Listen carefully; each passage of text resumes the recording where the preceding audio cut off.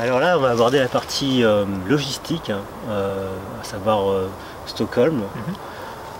C'est une ville archipel, donc c'est ça qu'il faut se rendre compte. Il y a des bras de mer dans tous les sens, et des ponts dans tous les sens. C'était une très jolie ville, très facile à vivre. Moi j'étais surpris de l'aspect touristique de la ville. Franchement, si vous avez un jour ou deux avant, vous pouvez visiter, c'est très joli, et il y a plein de choses à voir. Moi en tant que photographe, j'ai pris des photos, je me suis régalé. Après, je ne sais pas ce que tu en penses.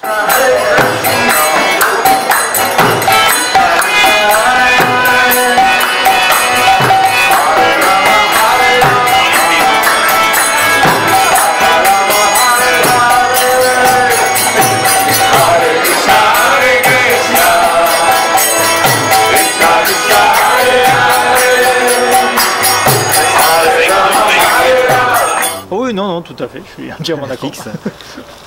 Après, au niveau organisation, une fois qu'on a été pris en charge à partir du port de Stockholm, il y a un bateau, on a rendez-vous, et on a même deux bateaux, je crois. Deux bateaux, Et à partir de là, ils nous emmènent un bateau sur l'île de départ.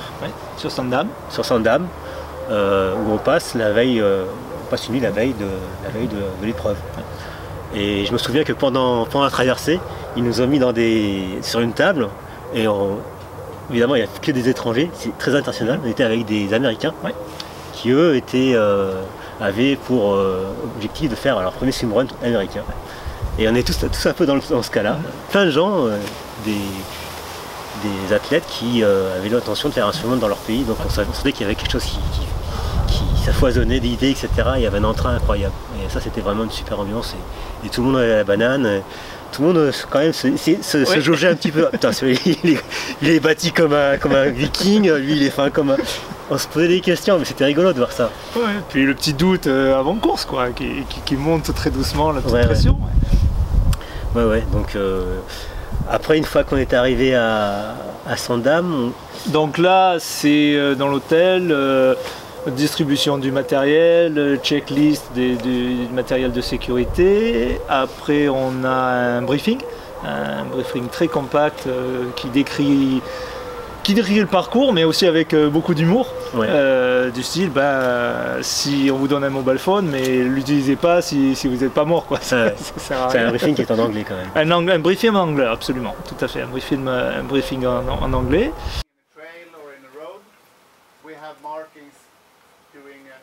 Doesn't say cliff bar on them, bring extra stuff because we want you to have a safe race. Repas le soir. Alors ce qui est bien aussi, c'est que tout le monde est dans un seul hôtel, donc on est vraiment, on est dans la course déjà là.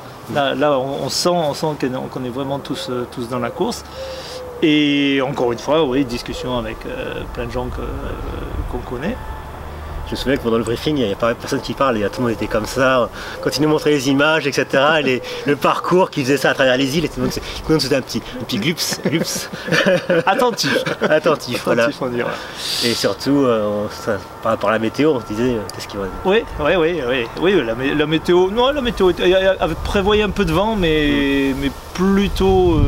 dans la bonne direction, du nord-nord-est, donc un vent de côté qui était quand même assez fort, et quand même, il était quand même assez fort au départ, il n'osait pas dire, mais... Non, dans le briefing, c'était... Non, puis donc ça nous a amené jusqu'à la soirée, se coucher relativement tôt, parce que le départ est tôt le matin. Le repas était excellent. Le repas était très très bon. On est logés tous au même endroit, c'est ça? Tout ça. Un grand hôtel de Sandam. Et c'est un petit peu ça qui fait le nombre de personnes qui limite aussi, parce que c'est une île et il n'y a pas beaucoup de place. Donc... Mais il y a deux raisons. Il y a la taille de l'hôtel de Sandam, il n'y en a pas 25 de toute façon, mais c'est aussi la volonté des organisateurs de limiter à taille humaine et aussi à taille nature, c'est-à-dire pour pas, parce que quand on court quand même dans les forêts, on laisse une empreinte. Et même si on est très attentif, on a une marque sur l'environnement. Ils veulent quand même limiter et contrôler tout à fait ce genre de choses. Donc ça sera jamais une course à 1000 participants. Ouais. Donc c'est là que la pression monte après le dîner qui était très très bien. Il fallait dormir et moi Ouais, je faisais bonne figure, mais j'avais quand même un petit doute. Et... Bah, heureusement que tu étais là pour dire oui, mais ouais, ça va le faire, tout va bien se passer. On va check 36 000 fois l'équipement. Oui, check du matériel, très important, tous les petits détails. Et, pour se rassurer aussi, hein, ça fait partie de la préparation, de la routine pour savoir où on va, quoi. Puis, et c'est aussi unique il y a des gens par exemple qui arrivent avec leur famille qui vont être sur les bateaux spectateurs, mais là il y a séparation, les familles vont d'un côté et c'est les binômes qui partagent la chambre, et là on commence déjà à être vraiment dans notre petite bulle, quoi. Ah ouais, tout à fait. Donc on se réveille un petit peu avant. Tôt le matin. Il y a une sorte de petit déjeuner qui est aussi énorme, super, enfin franchement, il y a de tout. L'appétit à 4h30 du matin parfois est un peu... pas terrible. C'est terrible, moi je mange bien. On est déjà un petit peu dans le bain, dans le jus, quoi. Il y a un peu de pression qui monte.